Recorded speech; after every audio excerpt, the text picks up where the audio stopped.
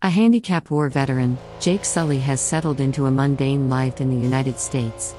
He spends his days moping over his previous mistakes, picking fights in bars, and pining for a better time in his life. But he had no idea that everything was about to change.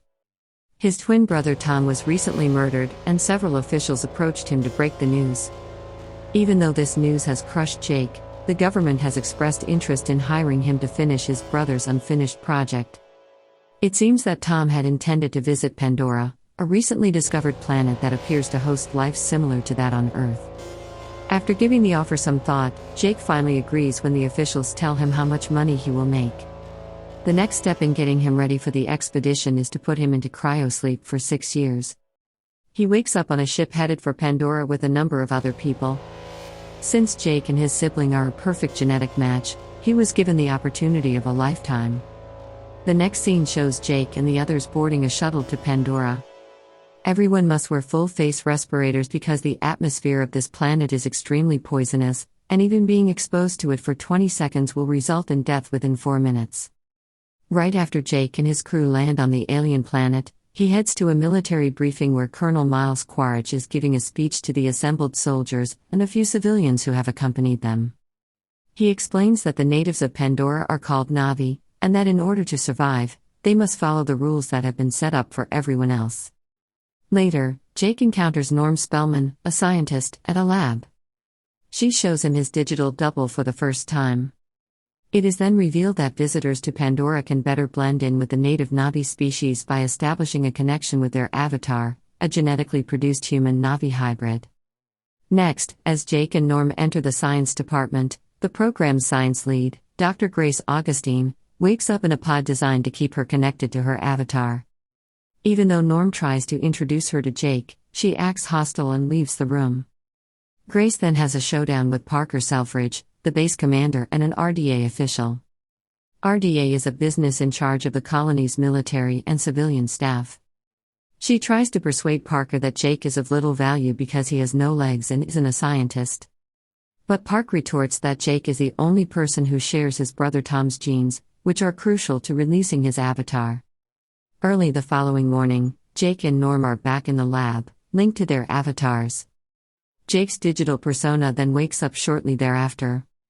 Unexpectedly, he has the ability to use his legs again and walk around, which he hasn't done in years. Overjoyed, he disobeys his doctor's directions and instead joins the other avatars in the leisure area for some friendly competition in various sports.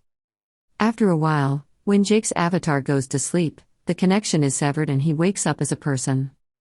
Then, he strikes up a conversation with the Colonel. When Jake presses for details about why they're on this planet, the Colonel reveals the real reason for their trip. Unobtainium, a rare rock apparently stored on Pandora, is worth billions on Earth. The Navi people's settlement is home to the world's largest and finest unobtainium rocks. However, Jake will have to persuade them to go because they cannot accept the prospect of seeing their territory colonized by humans. The Colonel says Jake has 3 months to convince the Navi to leave their home planet and become completely integrated into civilian society. If the operation is a success, Jake will receive replacement legs. In any case, if the Navi people still refuse to relocate after 3 months, a military squad will be deployed, which will likely wipe out the entire race.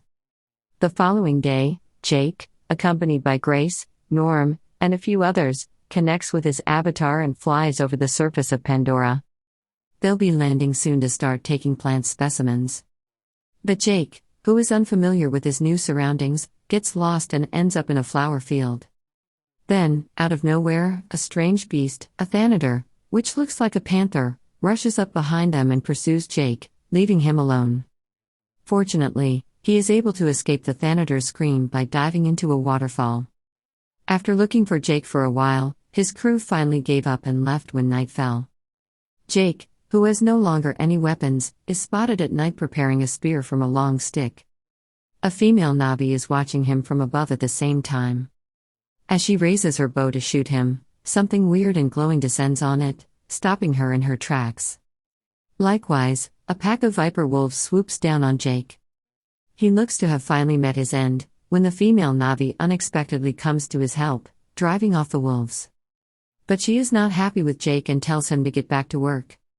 She gets up to leave, but Jake begins to tail her. Furthermore, he asks her to instruct him in the art of survival. After first rejecting Jake's pleas for assistance, the Na'vi eventually agrees to take him to her home in Omatacayan after many of the weird luminous things from earlier land on his body. She says her name is Neytiri as well. But when they get there, the Na'vi turn on them as soon as they see them. Sute, Neytiri's betrothed and the heir apparent, has been particularly vocal about his desire to have the hybrid human put to death. But Neytiri intervenes and takes Jake to see her parents, the tribal leaders. Jake tells them he fights for a living and wants to know more about their culture and customs. Queen pricks his chest and licks his blood at this news. She concludes that he is a good person at heart and begs Neytiri to teach him and guide him. Following the ceremony, Jake is tucked into his bed, which wraps around him like a cocoon. Human Jake is roused from the chamber as he is drifting off to sleep. After waking up, he tells Grace and the rest of the scientists about his surreal encounter. The Colonel, however, keeps hammering home the point that he has only 3 months to finish his task. The next scene features Jake, a human, recording a video diary of his daily exploits. He explains that his avatar is currently in Neytiri's training facility. She eventually has him select a scoun, an odd-looking animal, as his mode of transportation. Despite his initial skepticism, he eventually picks one and connects his neural cue to its antenna. Once he figures out how to control the scoun, he has a blast riding it. Human Jake later fills in the Colonel and Parker on the massive home tree that serves as the Na'vi's home and the vast unobtainium deposit that lies beneath it. The Colonel views the tree as a potential target for destruction, but Jake begs to be given the chance to negotiate with the Na'vi and get them to leave. Meanwhile, Grace figures out that Jake's being influenced, so she moves him to the Hallelujah Mountains, a remote area with gigantic floating islands that are sacred to the Na'vi. She is only interested in learning more about Pandora and has no interest in the unobtainium rocks. Jake and Neytiri are out flying on their scouns when they are suddenly chased by a Toruk, a brightly colored flying mountain monster that is deathly afraid of anything that can fly. Thankfully, they make it to the home tree, where Neytiri shows Jake the Toruk's skeletal bones.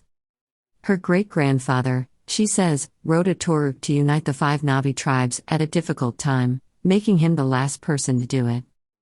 Neytiri elaborates by saying that nobody has ventured to mount a Toruk in decades.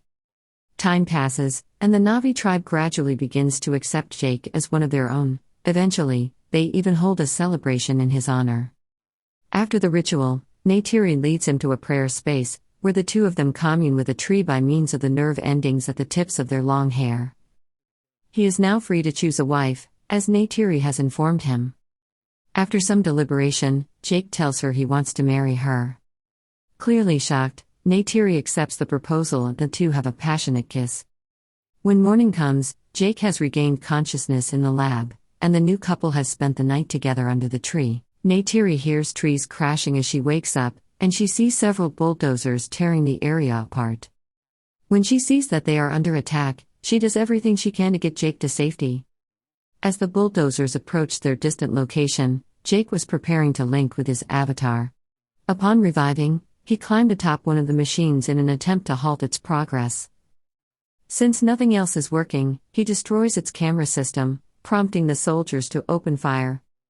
In a stroke of good fortune, Jake is able to get away and return to the home tree. While reviewing the surveillance footage back at the base, the Colonel realizes that Jake was the avatar who tried to sabotage their operation. Anger rising, he storms into the room in search of Jake and Grace as the bulldozers continue their destruction of the Omatacaya's holy site. The Na'vis, meantime, have gathered under the home tree with the intention of fighting off the intruders. Jake and Grace object to this and make an effort to halt it. Despite Jake's betrothal to Neytiri, the warrior Sute tries to assassinate him since he knows that the two of them are doomed to spend the rest of their lives together. As the tensions rise, the Colonel cuts off their connections to their physical bodies, knocking Grace's and Jake's avatars unconscious. In the following scene, an enraged Grace confronts the RDA and military leaders, telling them that the Na'vi have access to a network constructed from Pandora's trees that has more neural connections than the human brain. Next, she and Jake say that the Na'vis will remain permanently rooted in the home tree. After hearing this, the Colonel decides to launch a full-scale invasion of the home tree, complete with gas bombs to drive the Navis away. Jake, fearful of the Navis, begs Parker, the base's commander, to let him use his avatar to get them to leave. Parker agrees, but tells Jake that he has only an hour to complete the mission. When he returns to the Navis, he tells them they are under attack by humans and that he is one of them. Hearing this, Neytiri presses Jake for breaching her confidence. The other Navis are just as shaken up, so they decide to kidnap Jake and Grace. Following this, they get ready to battle the humans, who have arrived in a fleet of flying ships. The conflict then starts. The Navis do their hardest, but they can't compete with the humans' powerful artillery with just bows and arrows. Many Navis perish when the home tree is destroyed after a series of explosions. The Queen returns to the captive humans and unexpectedly frees them during the tumult. Finally, she begs them to help her people. Jake rushes up to Neytiri and attempts to comfort her, but his efforts are in vain. Neytiri's father is fatally wounded in the attack, and as he is dying, he orders her to take his sacred bow and lead her people. Upon abruptly reverting back to their human forms, Jake and Grace find themselves arrested for treason. The military also detains Norm for interfering with the soldiers' ability to shut down their avatar forms. While everything is going on, the remaining Navis get back together at the Tree of Souls. Once back at the base, Trudy, the team's pilot, covertly lets Jake and his pals go. Next, they take off on her spaceship toward the Navis. Unfortunately, the villainous colonel spots them and fires at the spaceship as they travel. Grace has been badly hurt, and she may soon bleed to death.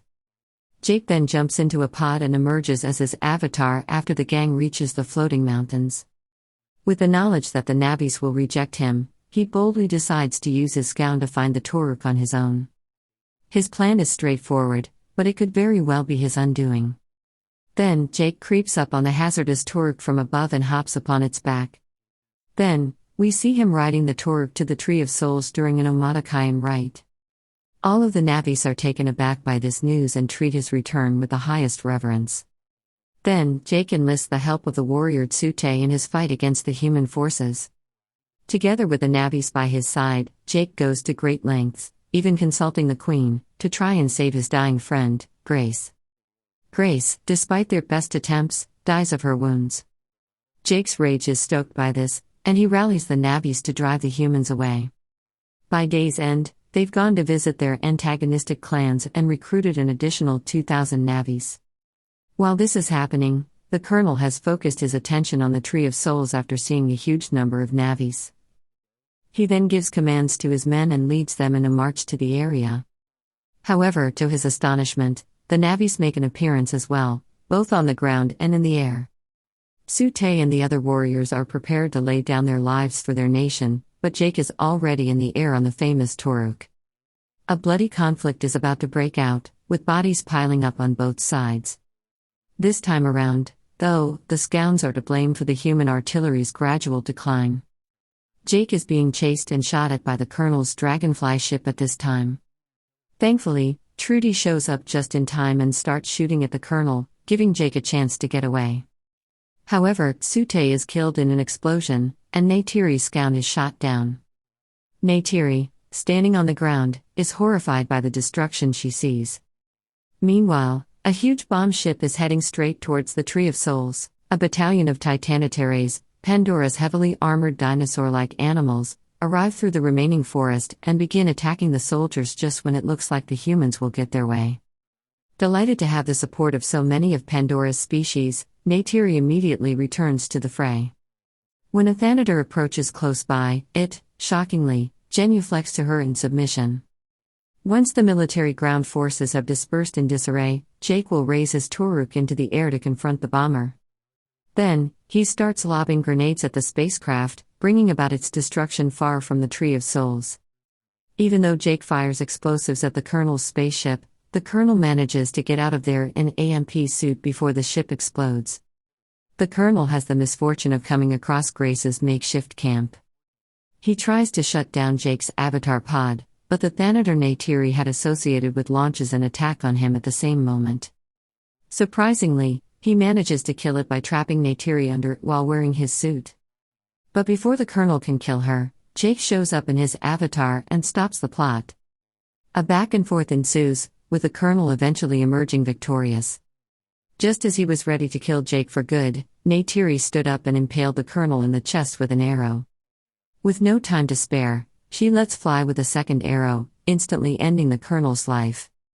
However, he has already done enough damage to Jake's pod for it to be useless before he dies. As a result, human Jake is now awake but has trouble breathing and putting on his mask. Finally, Neytiri appears and helps him get his mask. She then cradles human Jake and, for the first time, sees his actual physique. In the concluding scene, Jake announces that he has been selected to have his consciousness permanently transferred to his avatar, and he signs off from his final video log. As the film draws to a close, Jake participates in a rite that results in his awakening in his avatar form while Neytiri watches over him.